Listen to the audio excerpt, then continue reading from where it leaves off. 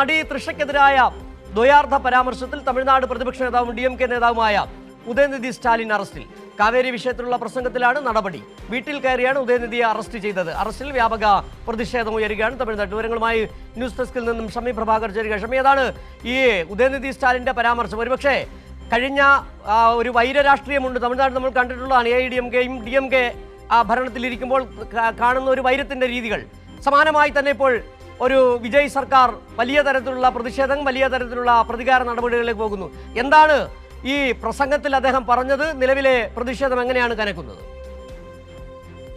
കാവേരി ജലം തമിഴ്നാടിന് ലഭിക്കുന്നതുമായി ബന്ധപ്പെട്ട് DMK നടത്തിയ ഒരു പ്രതിഷേധ യോഗത്തിലാണ് ഇത്തരത്തിലൊരു ഡബിൾ മീനിങ്, ദ്വയാർത്ഥ പ്രയോഗം ഉദയനിധി സ്റ്റാലിൻ നടത്തിയത്. അത് ഈ പ്രസംഗം ഇങ്ങനെ നടന്നുകൊണ്ടിരിക്കുന്ന വേളയിലാണ് ഈ അണികൾ തൃഷ തൃഷ തൃഷ എന്ന് പറയുന്നു. അപ്പോൾ അതുമായി ബന്ധപ്പെട്ട ഒരു പരാമർശം അത് ഉദയനിധിയുടെ ഭാഗത്ത് നിന്ന് വരികയാണ് ഉണ്ടായത്. അപ്പോൾ അദ്ദേഹം എന്നിട്ടത് പറയുന്നുണ്ട്, ഞാൻ കാവേരിയുമായി ബന്ധപ്പെട്ടാണ് ഈ പരാമർശം നടത്തിയത് എന്ന് അദ്ദേഹം പറയുന്നുണ്ട്. പക്ഷേ എന്തായാലും അത് വലിയ തോതിൽ വിമർശനത്തിന് കാരണമായി.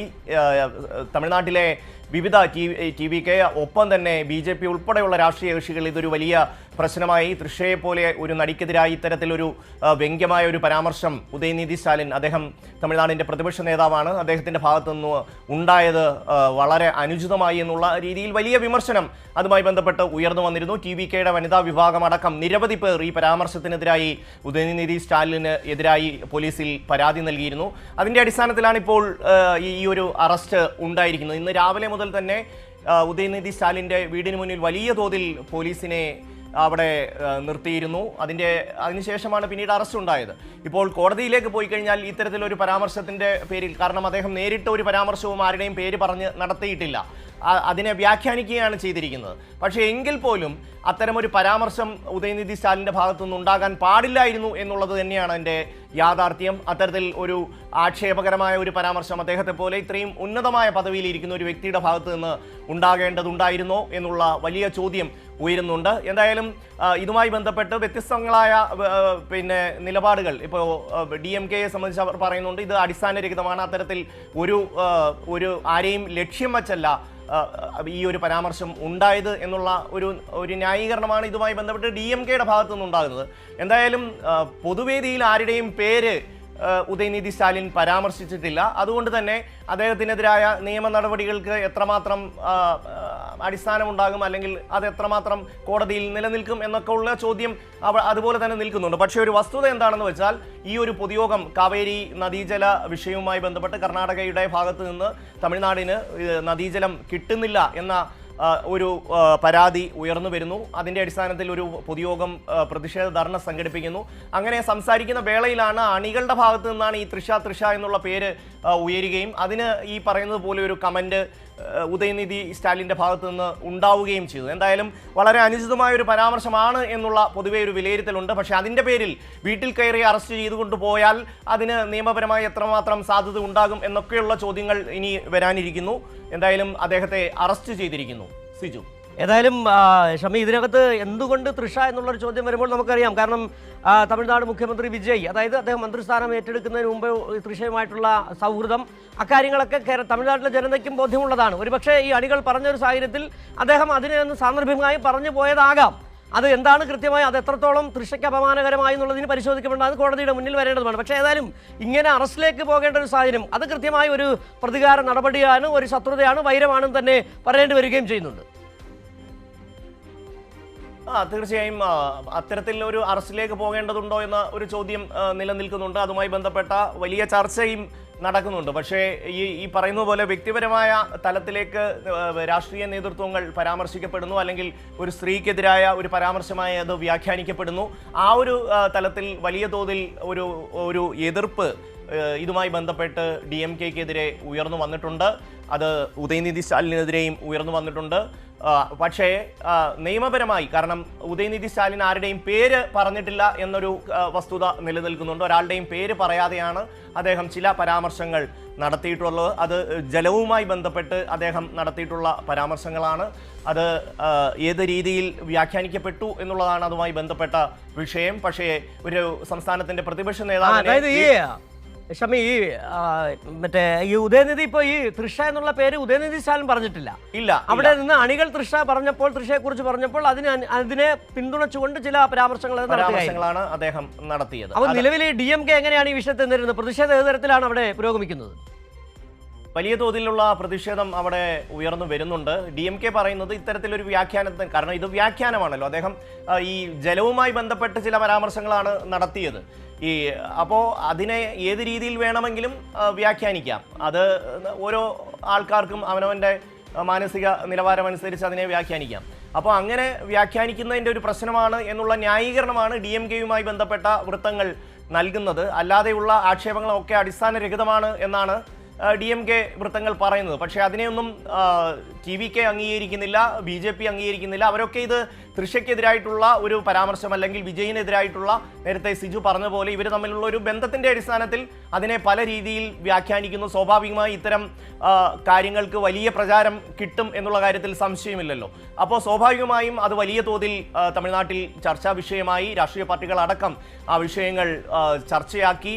അതിൻ്റെ അടിസ്ഥാനത്തിൽ പല പോലീസ് സ്റ്റേഷനുകളിൽ ഉദയനിധിക്കെതിരായിട്ടുള്ള പരാതികൾ TVK-യുടെ ഭാഗത്തു നിന്നും ഒപ്പം തന്നെ BJP-യുടെ ഭാഗത്തു നിന്നും നൽകിയിട്ടുണ്ട്. ഒരുപക്ഷെ DMK-യെ അവിടുത്തെ സ്ത്രീ സമൂഹത്തിനിടയിൽ ഒന്ന് ഒറ്റപ്പെടുത്താൻ കിട്ടിയ ഒരവസരം എന്ന നിലയിൽ TVK-യും അതുപോലെ തന്നെ BJP-യും അടക്കമുള്ള രാഷ്ട്രീയ പാർട്ടികൾ ഈ വിഷയത്തെ ഉപയോഗിക്കുന്നുണ്ട് എന്നുള്ള കാര്യത്തിൽ സംശയമില്ല. കാരണം അവർ വലിയ തോതിൽ ഇതിന് വ്യാഖ്യാനം കഴിഞ്ഞ 2-3 ദിവസമായി നൽകുന്നുണ്ട്. വിവിധ പോലീസ് സ്റ്റേഷനുകളിൽ ഇതുമായി ബന്ധപ്പെട്ട് പരാതികൾ നൽകുന്നുണ്ട്. പക്ഷേ വസ്തുത എന്താണ് എന്ന് പറഞ്ഞാൽ ആരുടെയും പേരെടുത്തൊരു പരാമർശം ഉദയനിധിയുടെ ഭാഗത്തു നിന്നുണ്ടായിട്ടില്ല എന്നുള്ളതാണ്. പക്ഷേ ഈ പറയുന്നത് പോലെ അണികൾ തൃഷ എന്ന് പറയുന്ന സമയത്ത് അവരുടെ ഭാഗത്തു നിന്ന് ഇത്തരമൊരു പേര് ഉയർന്നു വരുന്ന സമയത്താണ് ഉദയനിധി ഇതുമായി ബന്ധപ്പെട്ട പരാമർശങ്ങൾ നടത്തിയത് എന്ന വസ്തുത നിലനിൽക്കുന്നു. ആ ഒരു സാഹചര്യത്തിലാണ് ഇപ്പോൾ അറസ്റ്റിലേക്ക് കടന്നിരിക്കുന്നത്. പക്ഷേ ഈ അറസ്റ്റ് ഏത് രീതിയിൽ നിയമപരമായി നിൽക്കും എന്നുള്ള വലിയ ചോദ്യമുണ്ട്. കാരണം ഒരാളുടെയും പേരെടുത്ത് പരാമർശിക്കാത്ത കാലത്തോളം ആ വ്യക്തിക്കെതിരായ കാര്യങ്ങളൊക്കെ തന്നെ അത് വ്യാഖ്യാനങ്ങൾ മാത്രമാണ്. നിയമപരമായി അതിന് അടിസ്ഥാനമില്ല. നിയമപരമായി ഒരുപക്ഷെ നേരത്തെ ഈ പറഞ്ഞതുപോലെ ഷമി പറഞ്ഞ പോലെ ഇതൊരു സ്ത്രീവിരുദ്ധ പരാമർശമാണോ എന്നുള്ളത് പരിശോധിക്കപ്പെടേണ്ടതാണ്. നിയമത്തിന് മുന്നിലാണ് വരേണ്ടത്. ഇതിപ്പോൾ കേട്ടിട്ട് മനസ്സിലാക്കാൻ കഴിയുന്ന ഒരു വ്യാഖ്യാനിച്ചെടുത്ത അറസ്റ്റ് തന്നെയാണ് പറയേണ്ടത്. അതിൽ തീർച്ചയായും TVK-യുടെ വൈരാഗ്യം, നേരത്തെ മറ്റേ ഇതുമായി ബന്ധപ്പെട്ട ഏതോ ഒരു പദം ഇങ്ങനെ ഏതോ ഒരു പ്രസംഗത്തിൽ ഉദയനിധി പറഞ്ഞതായിട്ട് ഓർക്കുന്നുണ്ട് മുൻപ് എപ്പോഴോ. പക്ഷേ ഏതായാലും ഇപ്പോൾ അധികാരത്തിലേറിയതിനു ശേഷം വിജയ് ജോസഫ് എടുക്കുന്ന നടപടികൾ അത് ഒരു പ്രതികാരത്തിൻ്റെ സ്വഭാവം ഉള്ളത് തന്നെയാണെന്നാണ് മനസ്സിലാക്കാൻ കഴിയുന്നത്. ഏതായാലും അതിനെതിരെ ഇപ്പോൾ വലിയ പ്രതിഷേധം DMK ഉയർത്തിയിട്ടുണ്ട്. മറ്റ് രാഷ്ട്രീയ പാർട്ടികൾ എങ്ങനെയാണ് ഈ വിഷയത്തെ ഇപ്പോൾ കൈകാര്യം ചെയ്യുന്നത്? ഈ പരാമർശത്തിന്റെ പേരിൽ ഇതിപ്പോ നമ്മൾ മനസ്സിലാക്കേണ്ടത് ആരുടെയും പേരെടുത്ത് പറയുന്നില്ല. അങ്ങനെ പറയാത്തിടത്തോളം കാലം അത് കോടതികളിൽ അതിന് നിലനിൽപ്പില്ല.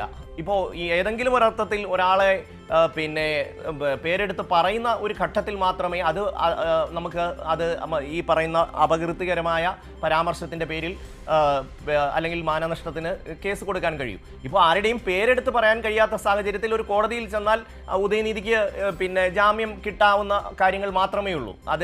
ഇത് പക്ഷേ ഒരു വലിയ നേരത്തെ സിജു പറഞ്ഞതുപോലെ രാഷ്ട്രീയപരമായ ഒരു വൈരാഗ്യത്തിൻ്റെ തുടർച്ച തന്നെയാണ്. വിജയ് ജോസഫിന് DMK-യോടുള്ള ആ ഒരു വിദ്വേഷത്തിൻ്റെ ഒരു തുടർച്ച തന്നെയാണ്. കാരണം ഇത്തരം പൊതുവേദികളിൽ ഇത്തരം പരാമർശങ്ങൾ വരുമ്പോൾ സ്വാഭാവികമായും ഷമി തുടരുക. ഇപ്പോൾ അറസ്റ്റിലായതിനു ശേഷം ഉദയനിധി മാധ്യമങ്ങളോട് സംസാരിക്കുന്നു. അതിന്റെ പ്രഖ്യാപനം അതുകൂടി നമുക്ക് കാണാം.